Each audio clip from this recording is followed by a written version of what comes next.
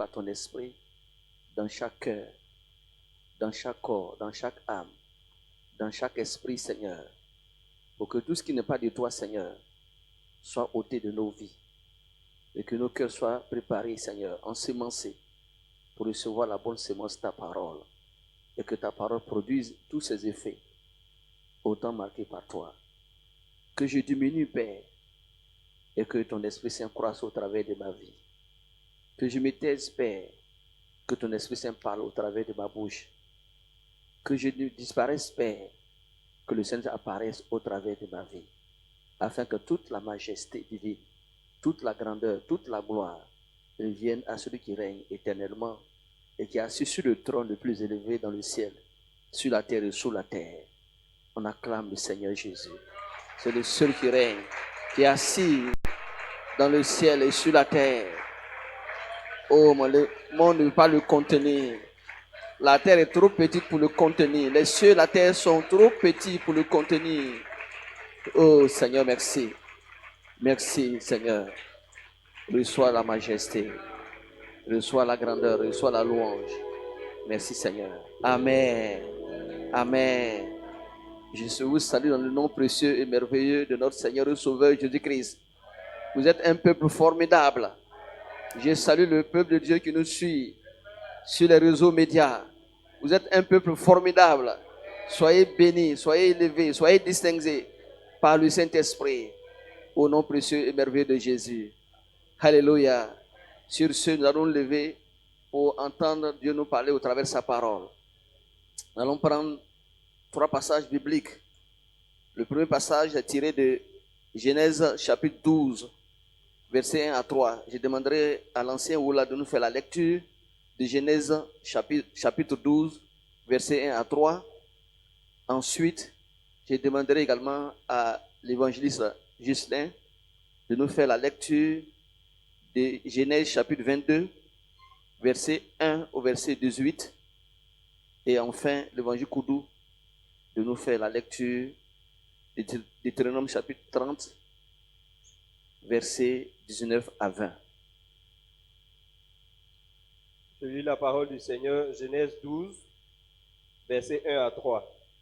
L'Éternel dit à Abraham, va-t'en de ton pays, de ta patrie et de la maison de ton père, dans le pays que je te montrerai. Je ferai de toi une grande nation et je te bénirai. Je rendrai ton nom grand et tu seras une source de bénédiction. Je bénirai ceux qui te béniront et je maudirai ceux qui te maudiront et toutes les familles de la terre seront bénies en toi. Parole du Seigneur. Amen. Le second passage de Genèse chapitre 22, verset 1 au verset 18. Genèse chapitre 22, à partir du verset 1. Après ces choses, Dieu mit Abraham à l'épreuve et lui dit, Abraham, et il répondit, me voici.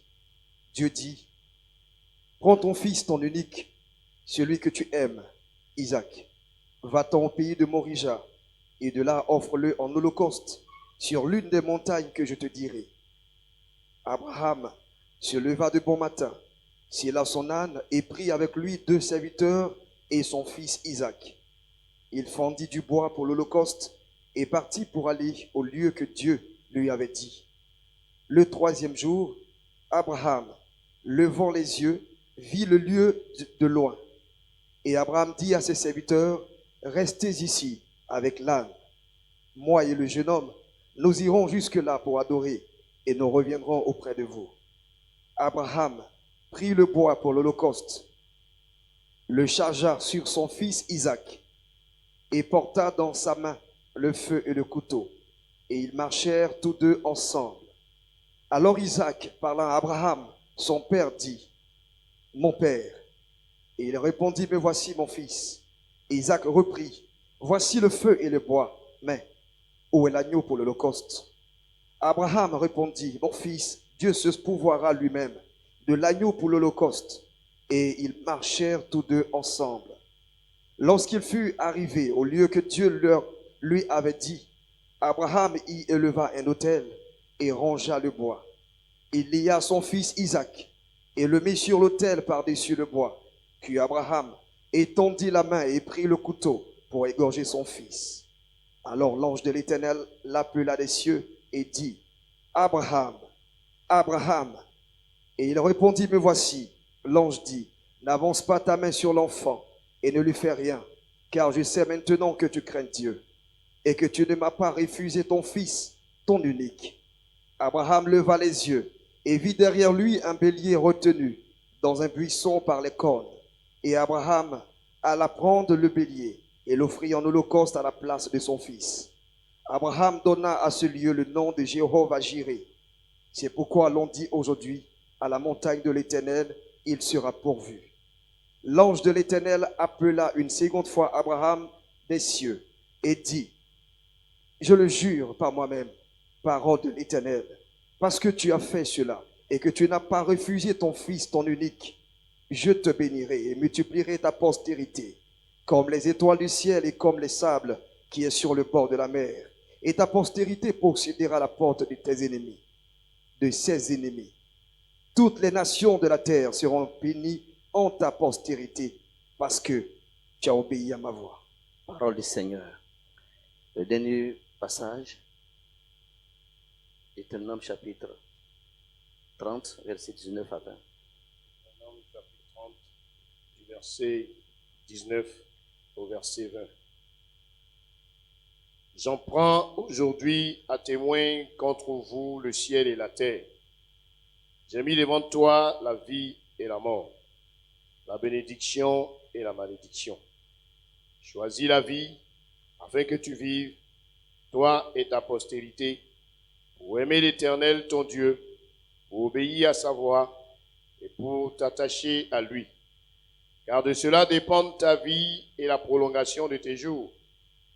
Et c'est ainsi que tu pourras demeurer dans le pays que l'Éternel a juré de donner à tes pères, Abraham, Isaac et Jacob. Amen. Amen. Seigneur, merci pour ta parole.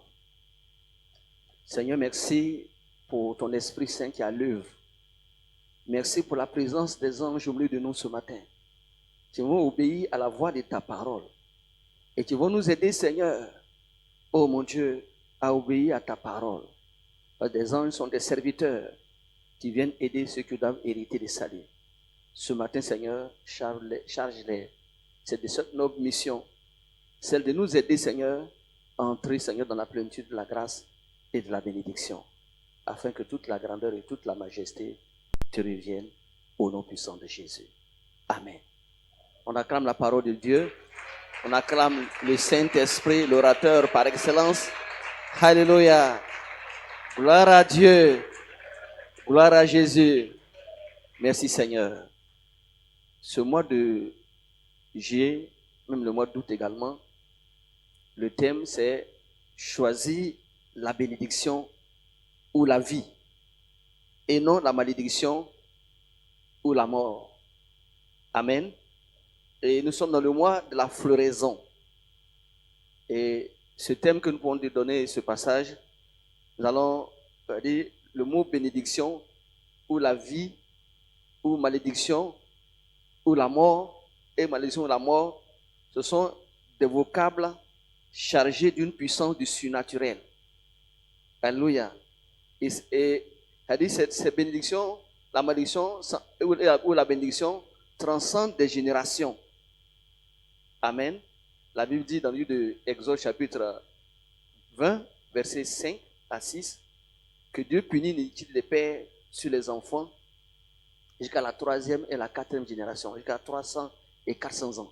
C'est-à-dire que quand nos pères ont posé des actes qui ne sont pas à la grandeur et la gloire de l'Éternel, c'est suivi d'une toute désobéissance amène une malédiction. Et toute obéissance produit une bénédiction. Donc ce que nous posons, souvent, ça affecte non seulement notre destinée, mais la destinée de nos descendants. Amen. Amen. Acclame le Seigneur. Mais je vais dire à quelqu'un, quel que soit les pactes que vos descendants, vos aïeux ont signés, tu peux t'en défaire à cause de la grâce. Nous sommes dans le temps de la grâce. Donc, sois pas dérangé. Alléluia. Tu peux être soustrait toi-même par ta décision, par ton engagement, par ton zèle, par ton obéissance, par ta fidélité, tu peux être soustrait de cette malédiction. Alléluia. Donc, nous allons passer beaucoup de temps là-dessus pour comprendre. Donc, ce que nous allons, pour une meilleure compréhension, nous allons d'abord choisir la bénédiction. Avant de faire un choix, il faut d'abord connaître les deux. Connaître d'abord les termes, le vocable malédiction et bénédiction. Aujourd'hui, nous allons parler de la bénédiction. Donc, nous allons parler de la bénédiction, comme pour une meilleure compréhension de la bénédiction. Et donc, tu sais, ce que tu dois poser comme acte pour être béni, tu vas être focalisé là-dessus pour recevoir la bénédiction de l'Éternel. C'est celle qui enrichit, il n'y a pas de chagrin en retour. Alléluia. Donc, pour une meilleure compréhension, le thème de ce que nous allons partager ce matin, pour une meilleure compréhension de la bénédiction de l'Éternel. Alléluia. D'abord, comme j'ai l'habitude de le dire, la foi est égale à la compréhension de la parole de Dieu. Plus tu comprends la parole de Dieu, plus ta foi est élevée. Et plus ta foi est élevée, plus tu marches avec Dieu. On dit Enoch a marché avec Dieu. Abraham a marché avec Dieu. C'est-à-dire ils ont marché avec la foi de Dieu, avec la parole de Dieu. Et ils ont été vraiment bénis, richement bénis. D'abord, le mot béni signifie combler de biens. Combler de biens. Amen. Béni veut dire combler de biens. Par sa définition, combler de biens. La bénédiction, c'est un mot composé de béné, qui veut dire bien, et de diction, qui veut dire élocution ou bien parole. Donc, bénir quelqu'un, c'est prononcer des bonnes paroles, les paroles de Dieu sur la vie de cette personne, pour que les anges de Dieu exécutent cette parole dans la vie de cette personne. Amen. Donc, Dieu, parlant à Moïse, il a dit à Moïse de dire à Aaron, le sacrificateur, et la Bible dit également dans le livre de Hébreux chapitre 7, verset 7, et sans contredire, c'est le supérieur, la personne la plus élevée, qui est autorisée à prononcer une bénédiction sur, sans contredire, c'est le supérieur qui bénit l'inférieur. Amen. Donc c'est ceux qui sont chargés, qui ont une certaine autorité, qui ont une bouche autorisée par l'Éternel, qui peuvent bénir. Donc Dieu parlant à Moïse, a dit de dire à Aaron, qui est le sacrificateur, et à ses fils, dans Nombre chapitre 6, verset 22 au verset 27, il dit, bénis les enfants d'Israël. Prononce de bonnes paroles sur les enfants d'Israël. Dis par exemple, que l'Éternel te bénisse. Que l'Éternel fasse lui sa face sur ta face. Que l'Éternel t'exauce. C'est une manière de mettre mon nom sur les enfants d'Israël. C'est une manière de mettre mon cachet sur les enfants d'Israël. Et je vais entériner cela. Amen. Donc, Dieu a créé le monde par la parole. Si nous avons été créés à l'image de Dieu et selon sa ressemblance, nos paroles créent un monde. Alléluia. Nos paroles créent un monde. Et si nous prononçons la parole de Dieu va créer autour de nos vies un monde.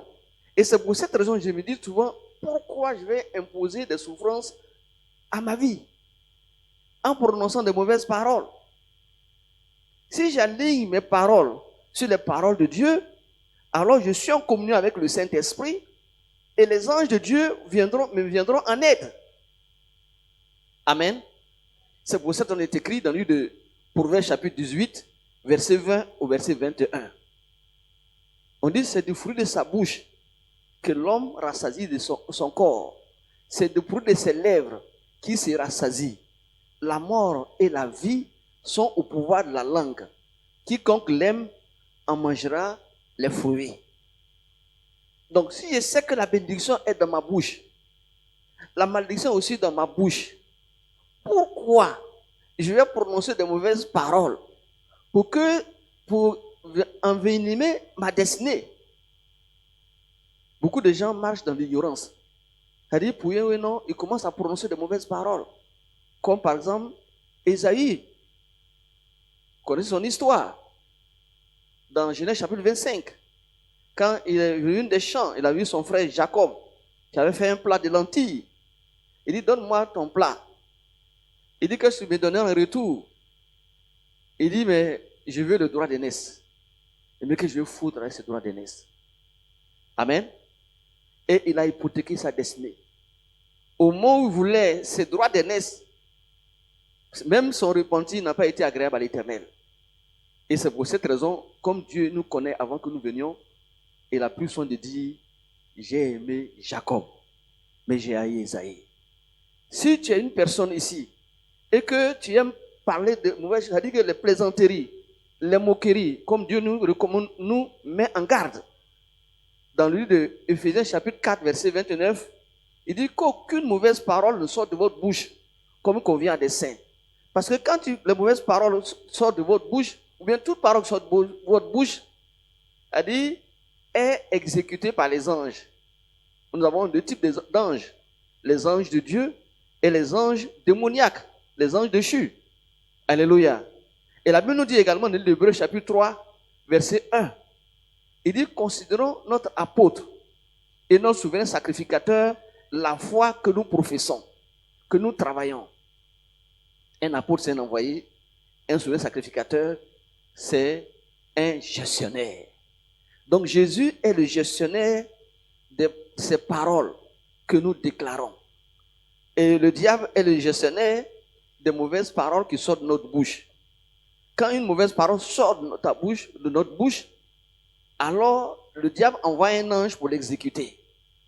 Et quand le diable envoie un ange, ce n'est pas pour vous faire du bien, ce n'est pas pour vous cajoler, c'est pour vous voler votre héritage, votre santé, votre bénédiction, votre destinée. Et il ne va pas s'arrêter là, il va vous égorger et il va vous tuer, selon Jean chapitre 10, verset 10. Mais quand nous prononçons de bonnes paroles, alors Dieu envoie un ange vers nous pour exécuter la parole et pour nous faire du bien. Comme il est écrit dans le même passage de Jean 10, verset 10, mais Jésus est venu pour que nous ayons la vie et pour que nous ayons la bénédiction, que nous soyons dans l'abondance. Alléluia. Donc, bien-aimés de l'Éternel, si quelqu'un au milieu de nous veut mener une vie heureuse, épanouie, prospère, qui préserve sa langue de toute mauvaise parole, qui dise des paroles de Dieu. Même si tu es énervé, comment tu dois te forcer de ne pas prononcer de mauvaises paroles, mais toujours de bonnes paroles. Oui, voyez, la Bible dit que nous sommes héritiers avec Christ. Nous sommes héritiers de Dieu et co-héritiers avec Christ. Christ, quand Lazare était mort, il n'a jamais dit que Lazare était mort. Mon ami Lazare dort, je vais le réveiller. Donc, que le faible, comme le dit Joël chapitre 10, verset 10, que le faible dise que je suis fort. Que le pauvre dise que je suis riche. Quand je n'ai pas d'argent, je n'ai jamais dit, sors pas de ma bouche que je n'ai pas d'argent. Ou bien je suis malade. Il dit je suis riche. Je suis très riche. Je suis multimilliardaire. Quand je commence à voir des petits bobos, il dit je suis en très bonne santé. Alléluia. Je suis fort. Mais qu'aucune mauvaise parole, et que chacun dise qu'aucune mauvaise parole, qu'aucune plaisanterie, qu'aucune moquerie ne sorte désormais de ma bouche. Ma bouche est sanctifiée. Alléluia. Vous voyez, quand quelqu'un parle, quand j'écoute des gens parler, je sais déjà ce qu'ils vivent. À travers nos paroles, on peut nous identifier. Amen. Quand la personne est remplie de haine, c'est-à-dire, parce que c'est l'abondance du cœur, comme la Bible dit dans le livre de Luc chapitre 6, verset 45, c'est l'abondance du cœur que la bouche parle. Quand quelqu'un a son cœur abondant de frustration, de haine, de rancœur, de vengeance, mais quand la personne parle, ce sont ces choses-là qui traduisent l'état de son âme. Amen. L'âme est malade, l'âme est blessée. Mais quand la personne est remplie de Dieu, quand elle parle, c'est des paroles de Dieu qui sortent de sa bouche. Donc, le fait de dire ce que vous vivez, ça ne va jamais arranger votre situation. Alléluia. Si vous le dites, vous trouvez quelqu'un qui doit prononcer une bonne parole pour enrayer cela. Alléluia. Votre vie ne va jamais s'élever au-delà de vos confessions de foi. Amen. Que Dieu nous aide dans ce sens. À ne plus jamais prononcer de mauvaises paroles, mais avoir toujours de bonnes paroles dans notre bouche. Comme ce secret que David a eu à percer. Il dit, je bénirai l'Éternel en tout temps. Psaume 34, verset 2. Et sa louange sera toujours dans ma bouche. C'est-à-dire, je dirai des paroles de Dieu, des bonnes paroles de Dieu en tout temps. Et la louange de l'Éternel sera toujours dans ma bouche. Alléluia. Et c'est pour cette raison, de tous les hommes qui sont nés, David a été un homme exceptionnel. Il a été l'homme selon le cœur de Dieu, parce qu'il avait la parole dans son cœur. Et chaque jour que Dieu faisait, je sais ta parole dans mon cœur, selon Psaume 119, verset 11, pour ne pas pécher contre toi. Même le fait même de garder la parole dans notre cœur, ça nous sanctifie, ça nous justifie, ça nous fait du bien. Alléluia. Donc, quel que soit ce que tu vis, j'ai une bonne parole pour toi ce matin. Sache qu'au poteau de la croix, Christ s'est chargé de toutes nos maladies, de toutes nos souffrances. Des riches qu'il était, il s'est rendu pauvre, afin que de par sa pauvreté, tu sois enrichi. Des bien portants qu'il était, il s'est rendu malade, afin que de par sa maladie, tu sois en bonne santé. De bel homme qu'il était, il s'est rendu célibataire, afin que de par son célibat, tu puisses avoir un mari ou une femme. Acclame le Seigneur pour cela. Amen. Donc tu n'as pas à t'inquiéter. Tu dois aligner tes pensées sur ces paroles. Amen. Même quand tu marches dans la vallée de l'homme de la mort, tu ne crains aucun mal. Parce que si la parole de Dieu est en toi, Dieu est avec toi. Alléluia. Donc c'est ce qu'il vous fait. Donc plus jamais qu'aucune mauvaise parole ne sorte de votre bouche. Parce que vous avez été sanctifiés. Vous avez été rachetés. Pas avec de l'or et de l'argent périssable, mais avec le précieux sang de Jésus. Acclame le Seigneur. Alléluia.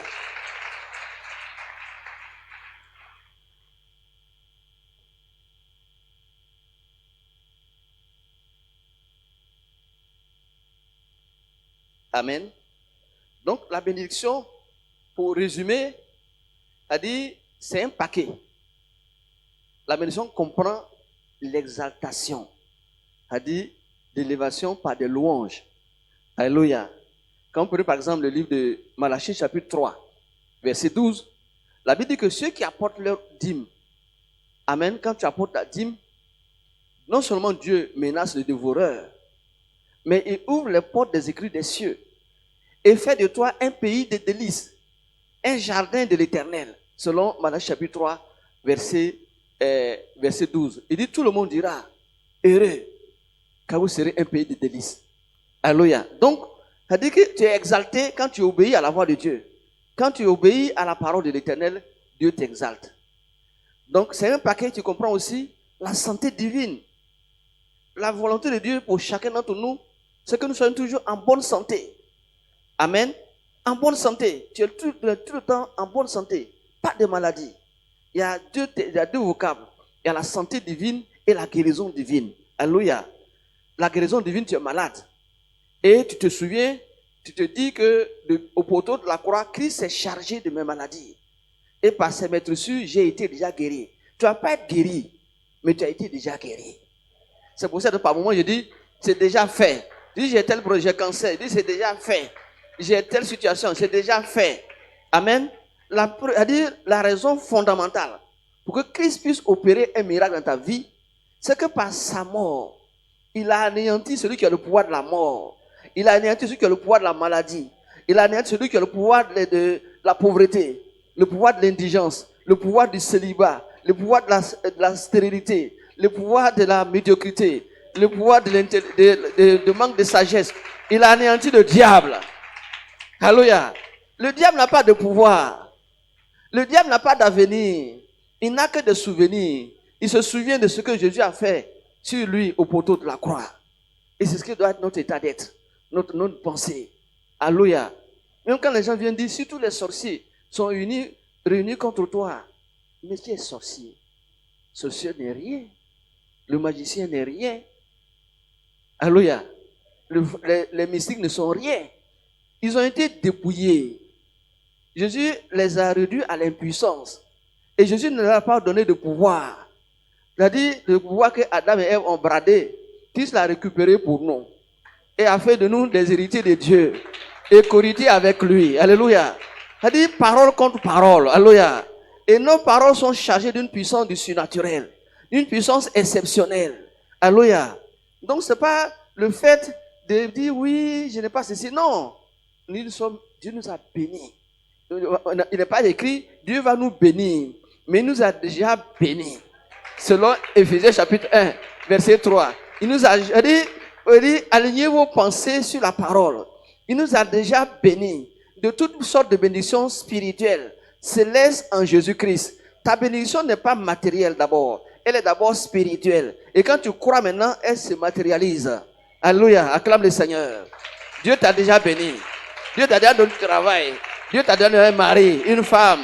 Dieu t'a déjà donné, a fait de toi millionnaire, milliardaire. Dieu t'a déjà donné, tout accompli, tout est accompli. Cette dernière volonté, tout est accompli. Il ne va pas descendre encore du ciel pour venir se donner en holocauste.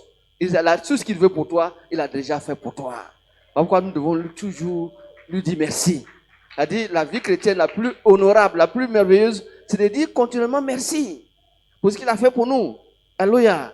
On dit par sa mort, il a anéanti la mort. La mort est morte. Alléluia. Et Satan a été dépouillé. Jésus lui a arraché la clé de la mort et du séjour des morts, selon Apocalypse chapitre 1, verset 18. Alléluia. C'est ça notre raison d'être. Alléluia. Donc, l'exaltation, nous devons élever Dieu dans ce sens. Donc, le mot bénédiction, c'est un paquet. C'est un paquet, tu comprends, l'exaltation. Nous devons exalter Dieu. Nous dire merci, l'élever. Et dit, quand je serai élevé, je vais attirer la bénédiction vers vous. Quand je serai élevé, je vais t'attirer vers moi. Alléluia. Je vais te mettre au même pédestal que je suis, au même niveau que je suis. Alléluia. Donc, élevez Dieu dans votre cœur. Élevez la parole de Dieu dans votre cœur. Élever Dieu, c'est élever la parole de Dieu. Alignez vos cœurs sur la parole de Dieu. Alignez vos pensées sur la parole de Dieu. Alignez vos faits et gestes sur la parole de Dieu. C'est en cela que vos vies chrétiennes seront des vies chrétiennes honorables, heureuses et merveilleuses. Alléluia. Je vais vous raconter une petite histoire. Quand je reviens d'Israël, et puis bon, après le contrôle, on devait passer pour aller aux différents gates. Et puis bon, je suis arrivé là, on était 3. Et quand ils m'ont vu, on dit, toi, passe ici. Les autres passaient là-bas. On dit, mais on est ensemble. On dit, on est ensemble, mais on n'est pas la même chose.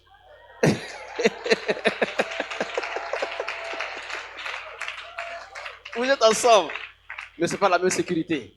Lui, il est sécurisé. Mais vous n'êtes pas sécurisé. On va vous contrôler fortement. Alléluia. Et moi, en un temps record, je suis passé. Mais je suis obligé de les attendre même. Devant là-bas. Alléluia. Acclame le Seigneur. Alléluia. On dit, c'est que Dieu bénit là.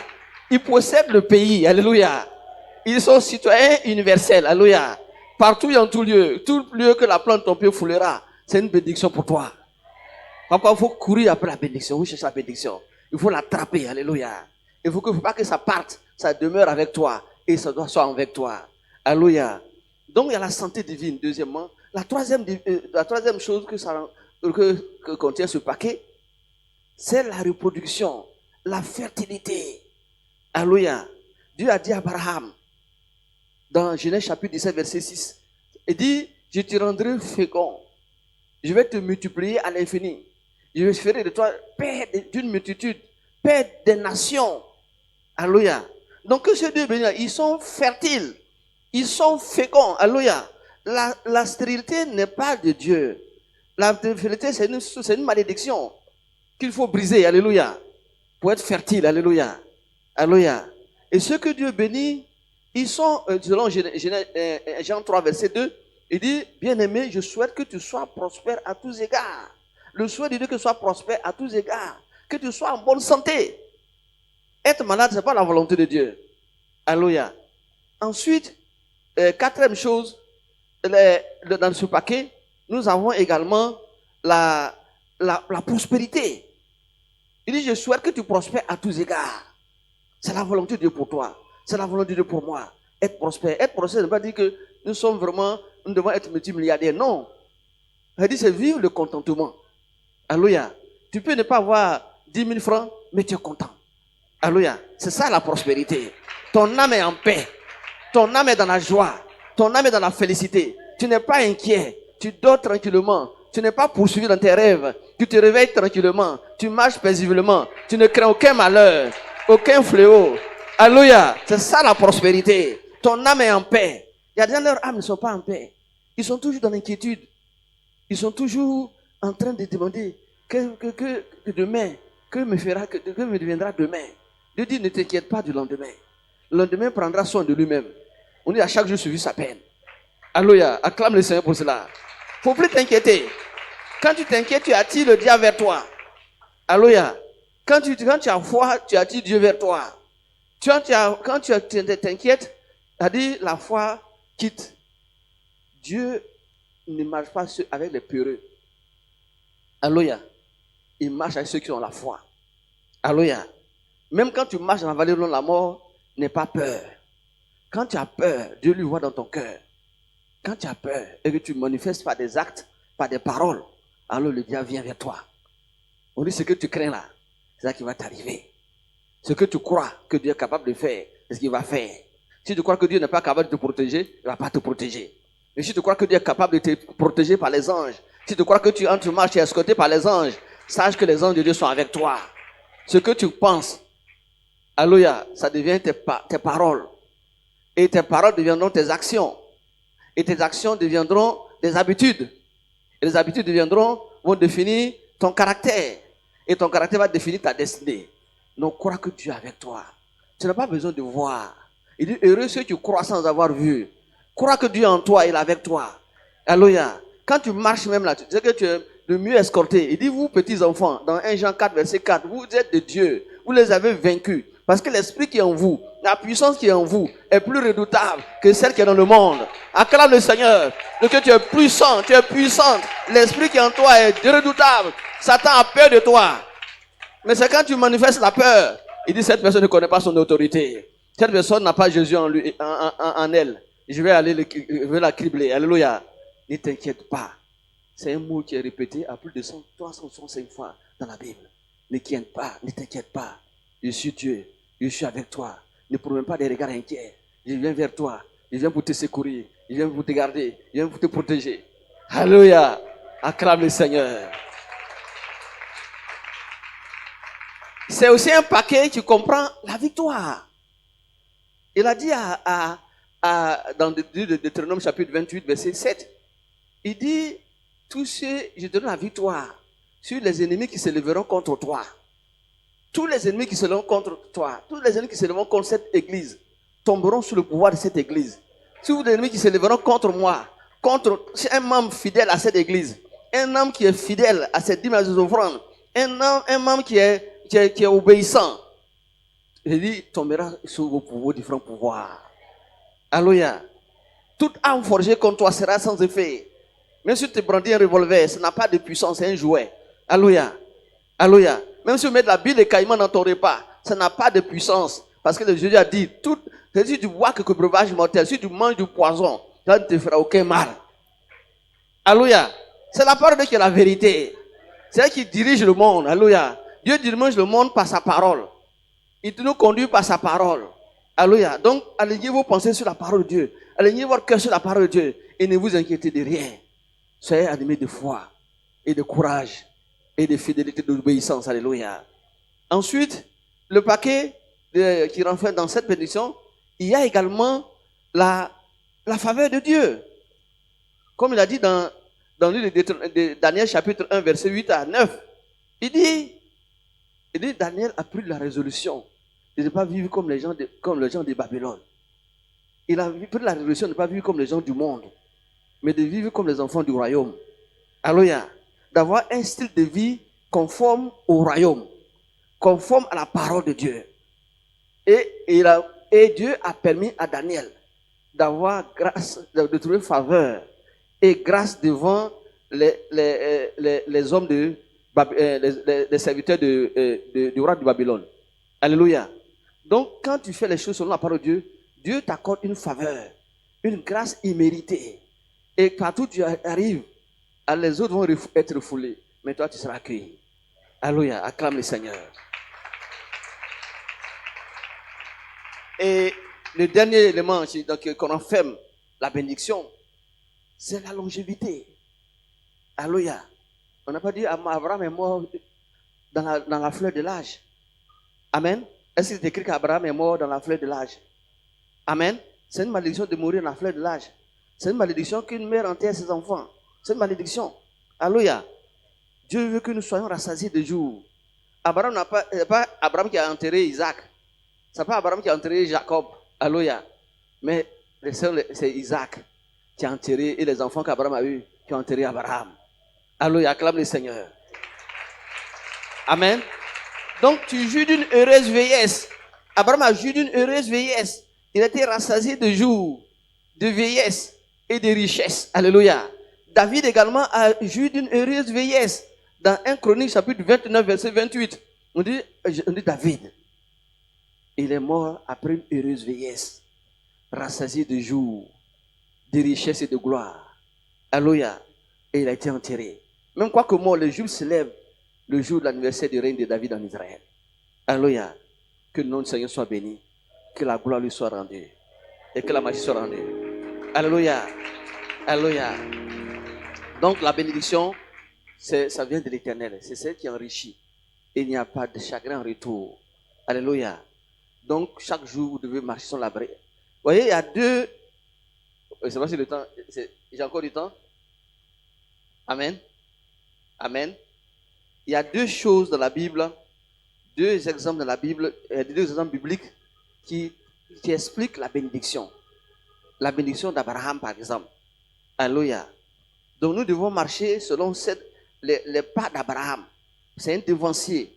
C'est un père. Le père Abraham. Nous devons marcher dans ses empreintes. Nous avons lu les deux passages. Le premier passage, il vivait en Ur de Chaldée, qui correspond aujourd'hui à la Mésopotamie et à l'actuel Irak. Alléluia. Et Dieu va entendre la voix de Dieu. Parce que dans ce milieu-là, il y a plusieurs dieux. Il y avait le polythéisme. Il y avait le Dieu soleil, le Dieu lune, le Dieu feu, toutes sortes de divinités. Et lui, il va percer le mystère qu'il y a un seul Dieu. Il est unique. Et Dieu va lui dire, bon, sors de ta patrie. Sors de ce milieu fétichiste.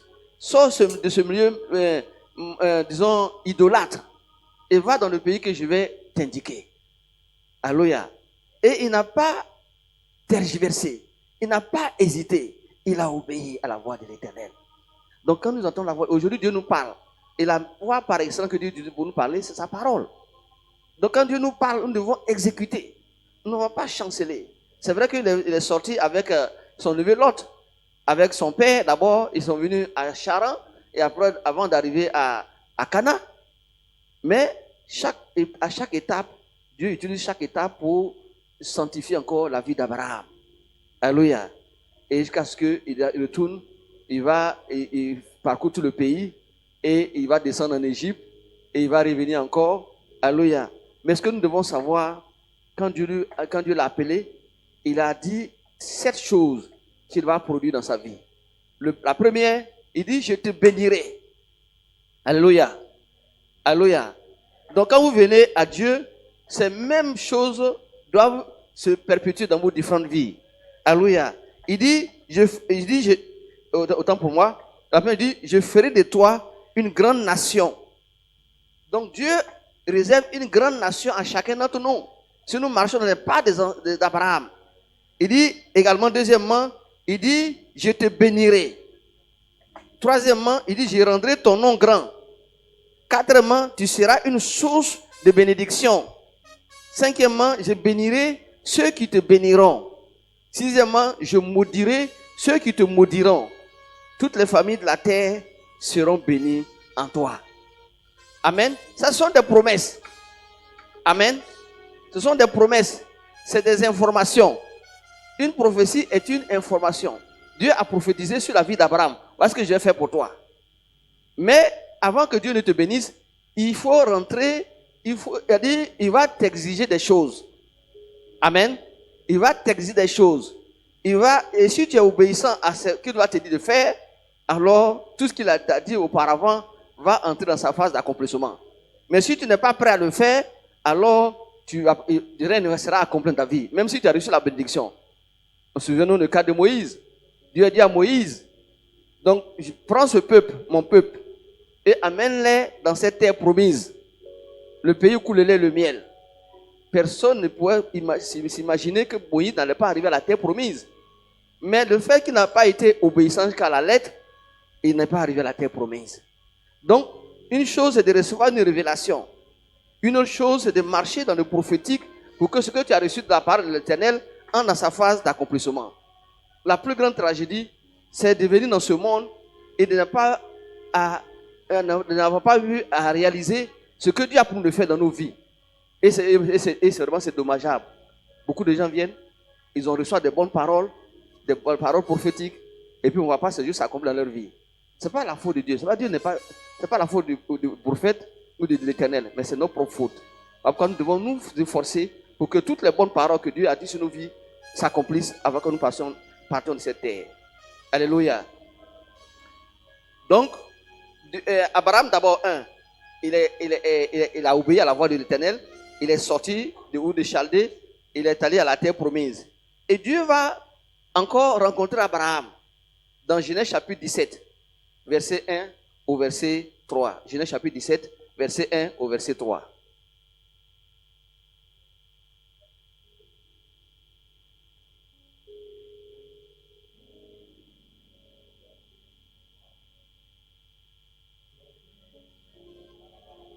Abraham, tu veux dire Lorsque Dieu élevé. Abraham fut âgé de 99 ans.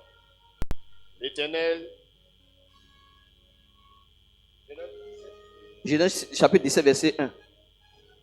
Lorsqu'Abraham fut âgé de 99 ans, l'Éternel apparut à Abraham et lui dit, je suis le Dieu Tout-Puissant. Marche devant ma face et sois intègre.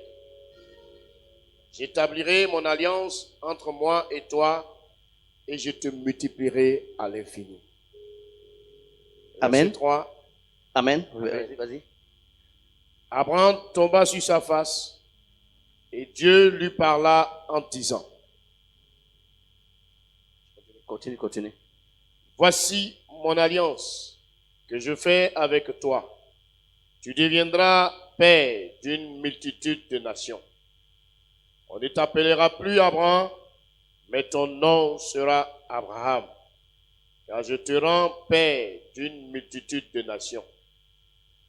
Je te rendrai fécond à l'infini, et je ferai de toi des nations et des rois sortiront de toi. J'établirai mon alliance entre moi et toi, et tes descendants après toi, selon leur génération. Ce sera une alliance perpétuelle, en vertu de laquelle je serai ton Dieu et celui de ta postérité après toi. Je te donnerai et à tes descendants après toi le pays que tu habites comme étranger, tout le pays des Canaan en possession perpétuelle, et je serai leur Dieu. Dieu dit à Abraham, toi tu garderas mon alliance, toi et tes descendants après toi selon leur génération.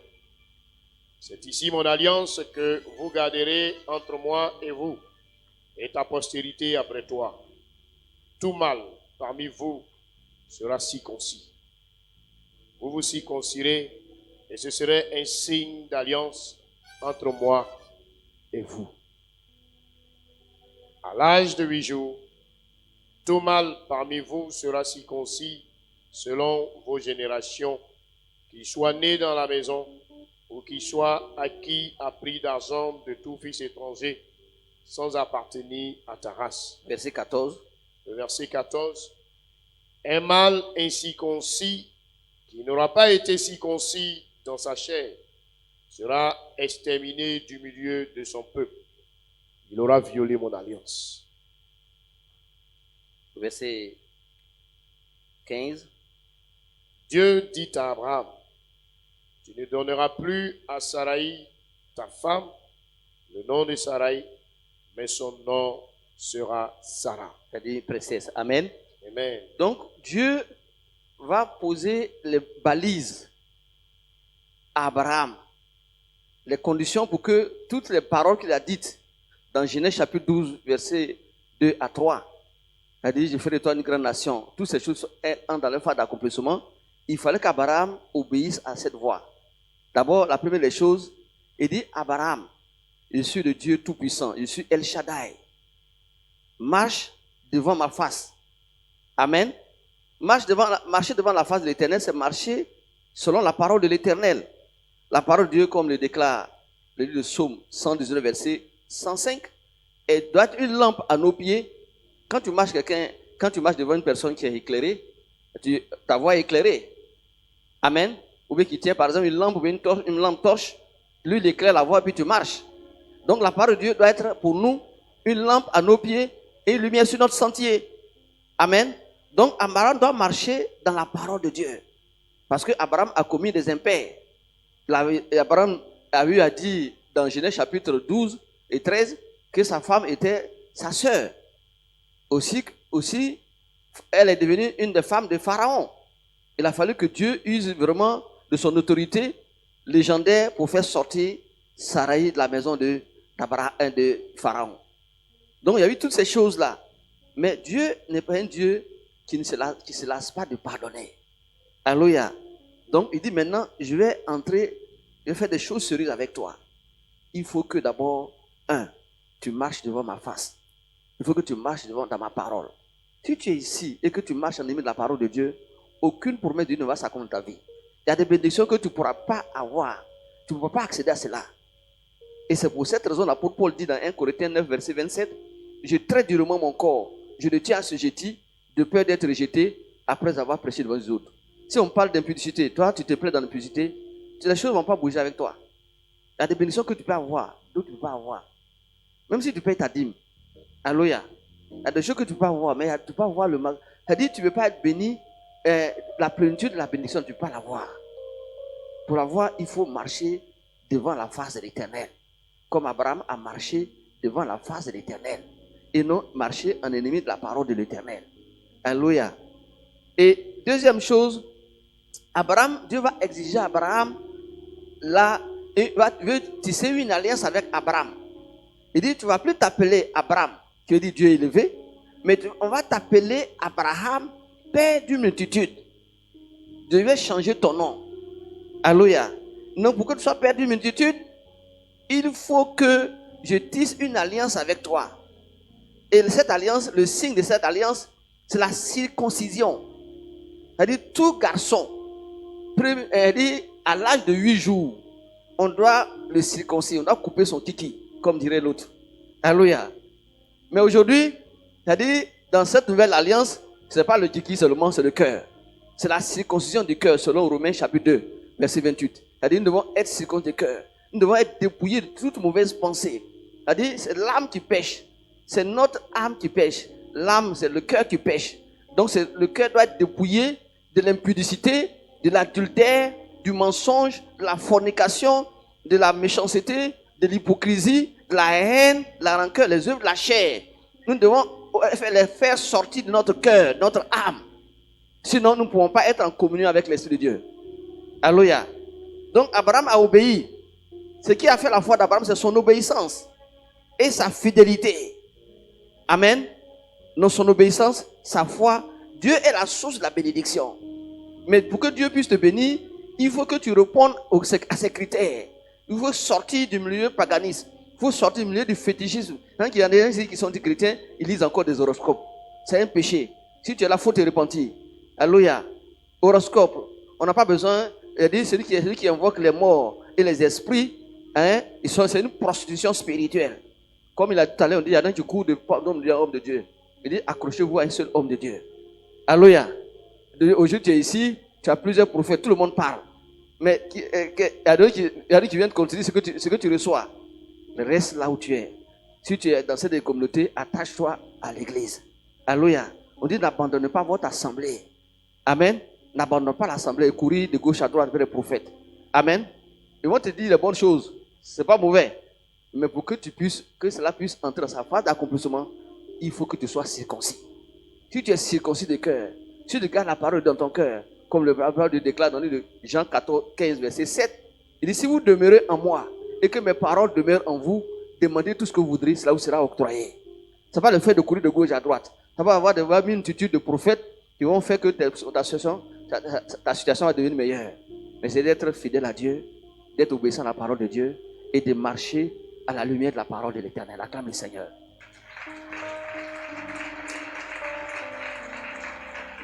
Donc, il est sorti de Ur de Chaldée. Il doit tisser une alliance avec l'Éternel. Alléluia.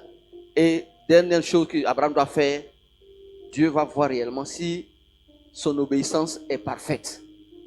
Il va le mettre à l'épreuve, selon Genèse chapitre 22. Alléluia. Il y a des bénédictions que tu ne peux pas recevoir, comme maman disait tout à l'heure, que on dit l'offrande, même Dieu lui-même. Dieu, pour venir vers l'homme, il a dû faire un sacrifice. Amen. On dit Dieu a tant aimé le monde qu'il a donné. Amen.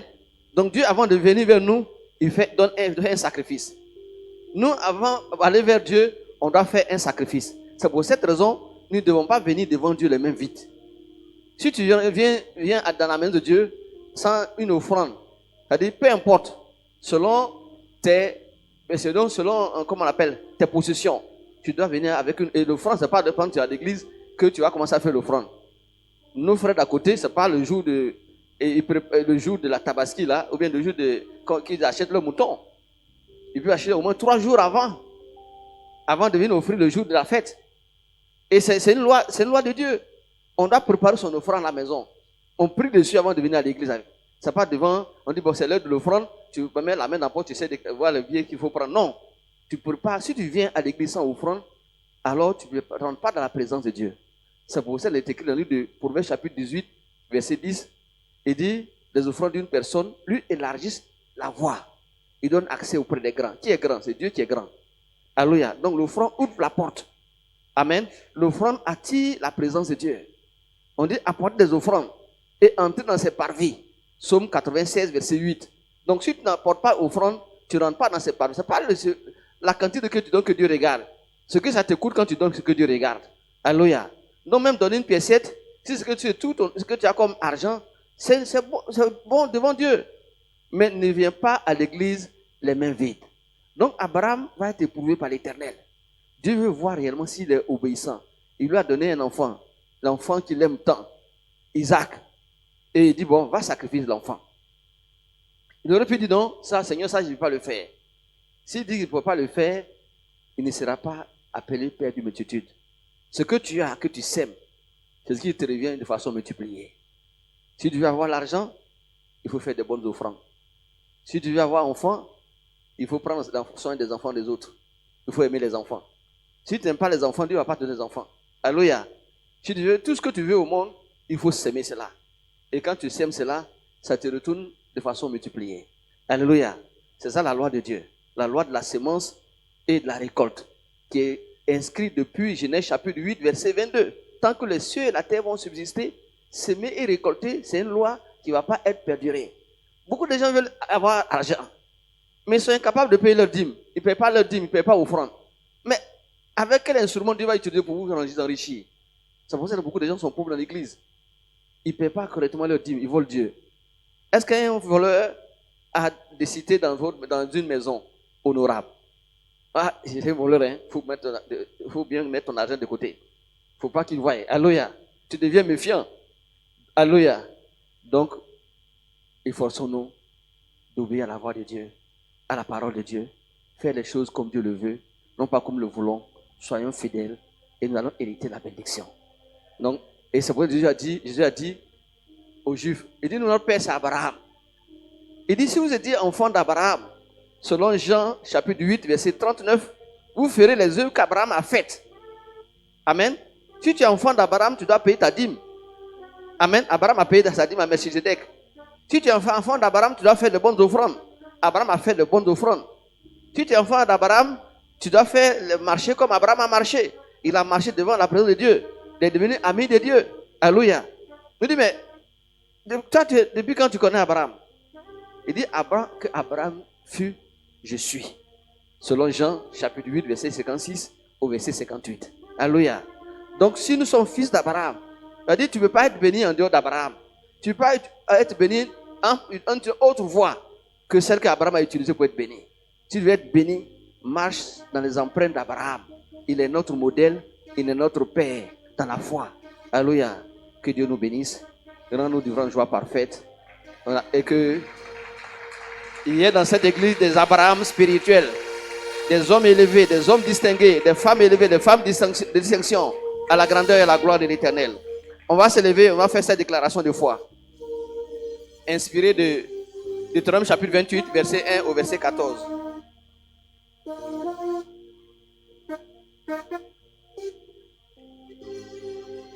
Deutéronome chapitre 28, verset 1 à 14. Vous allez répéter après moi.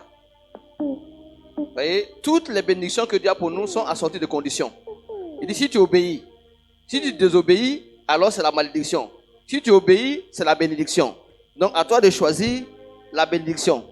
En obéissant à la voix de la parole de l'Éternel, alors tu vas être béni. Toutes les bonnes paroles auront leur accomplissement dans ta vie.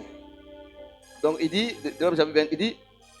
Deutéronome chapitre 28, à partir du verset 1, il est écrit, il dit, si tu obéis à la voix de l'Éternel ton Dieu, en observant et en mettant en pratique tous ces commandements que je te prescris aujourd'hui, l'Éternel ton Dieu te donnera la supériorité sur toutes les nations de la terre. Voici toutes les bénédictions qui se répandront sur toi et qui seront ton partage lorsque tu obéiras à la voix de l'Éternel ton Dieu. Vous allez répéter après moi. Père céleste, parce que je suis obéissant ou obéissante,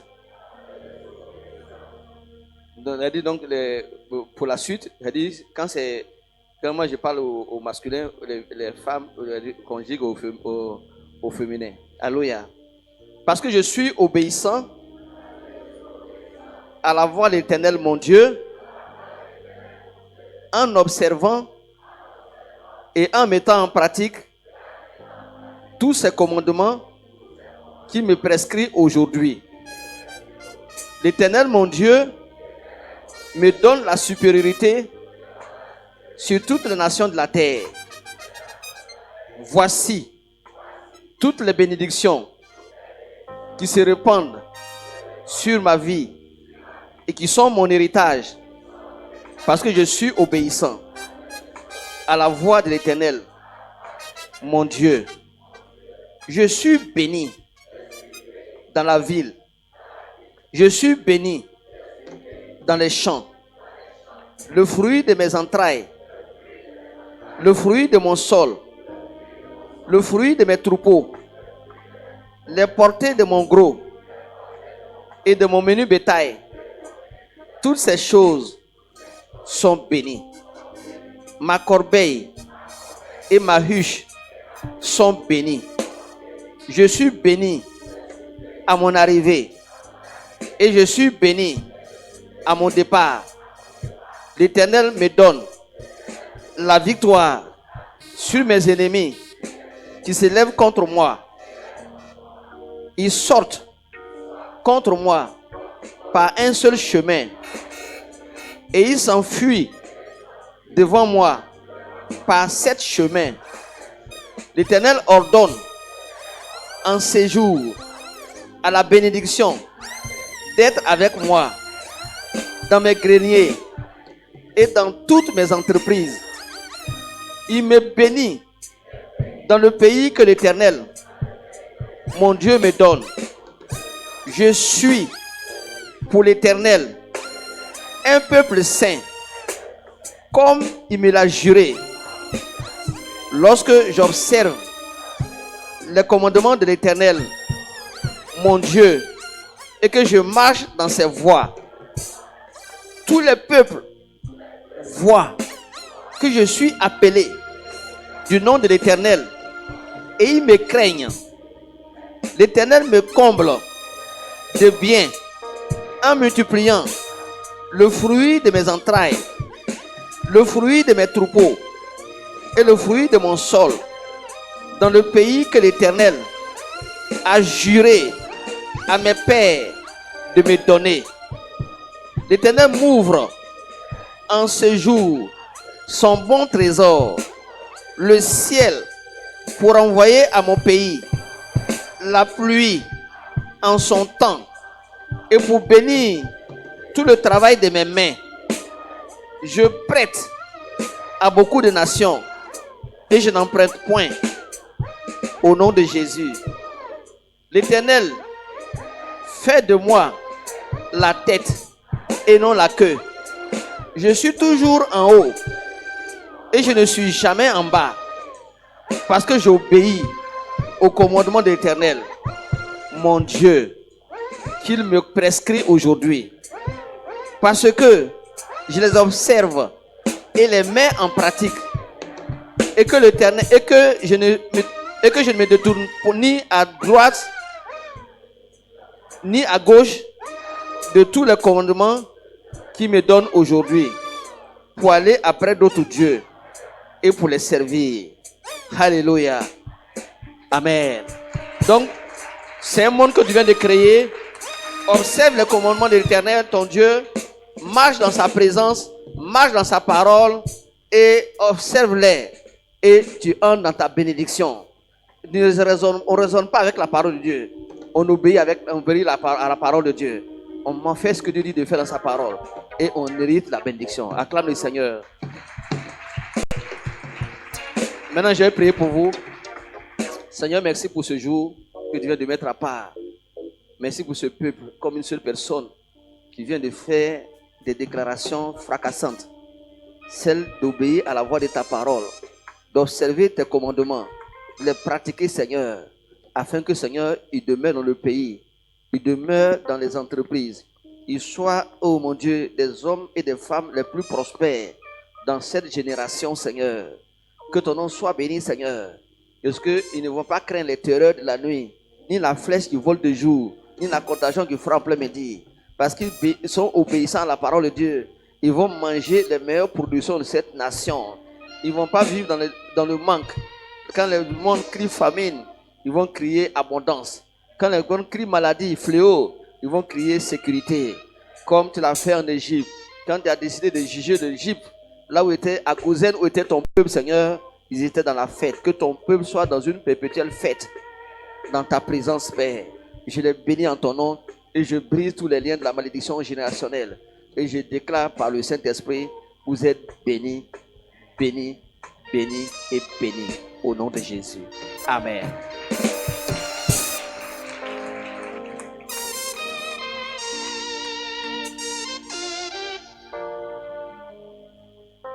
Alléluia. Je suis venu avec le vin de Cana, le vin nouveau qui est le meilleur. Donc ce matin, nous allons prendre le vin de Cana. Alléluia, le vin nouveau. Il y a une onction particulière dedans. Alléluia. Vos vies ne seront plus jamais la même. Il dit, mon corps est une nourriture. Le corps de Jésus est symbolisé par la parole, par le pain, image du corps de Jésus. Et également, le vin, c'est l'image de son sang. Alléluia. Il dit, celui qui mange de mon corps, symbolisé par ce pain, et qui boit mon sang, symbolisé par le vin, demeure en moi, et je vais le ressusciter au dernier jour. Il dit, ma chair est une nourriture, et mon sang est un breuvage. Mon sang est un médicament, et plus qu'un médicament. Donc ce matin, par la pure grâce de Dieu, nous allons prendre le médicament de l'Éternel, qui est son sang symbolisé par ce vin qui vient de ce pays qui est béni par l'Éternel. Seigneur, nous voulons encore te dire merci pour ce pain, fractionné, image de ton corps. Te dis également merci pour ce vin, image de ton sang, Seigneur. Merci pour cette communion. Oh, la manière dont tu as permis à Joseph, en prison, il a eu accès au pain, symbolisé par le panetier, eu accès au vin, symbolisé par les chansons de Pharaon. Et ces deux éléments, Seigneur, image de ton sang et de ton corps, ont permis à Joseph de recouvrir la liberté et d'occuper le deuxième rang après Pharaon, Seigneur, en Égypte. Seigneur, merci pour les personnes que tu vas élever ce matin à cause de la prise de ce pain, image de ton corps, de ce vin, image de ton sang. Seigneur, merci également pour le chevreau que Isaac a recommandé, que Jacob a donné à son père. Le chevreau, c'est l'image du corps de Jésus, et le vin qu'il a bu, c'est l'image du sang de Jésus. C'est une forme de sainte scène. C'est pour cette raison qu'il a eu accès à la présence de Dieu, qui est la rosée du ciel, à la grêle de la terre, qui est la présence du Saint-Esprit, du blé et du vin en abondance, qui est la présence de Jésus-Christ lui-même. Donc il a eu accès à la plénitude de la grâce. Et ce qui fait aujourd'hui que ses descendants jouissent du repos dans cette terre, entourés par des ennemis féroces. Que ton nom soit béni pour ce repas qui permet à tes enfants, Seigneur, d'être préservés du mal et du malin, d'être toujours en bon état et d'accéder à leur destinée prophétique en Jésus-Christ. Que ce pain soit béni, ce vin soit béni, et que d'ailleurs des hommes et des femmes de distinction et de destinée, après avoir pris le pain et le vin, ils marquent du corps du sang de Jésus. Amen. Ce repas est donc béni au nom de Jésus, sanctifié par le sang de Jésus.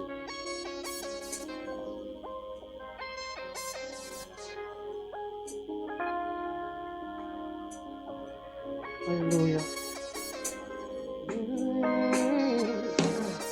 Tout mon parcours sur la terre, tout peut sombrer. Dans ma marche pour le ciel, tout peut sombrer. Si la peur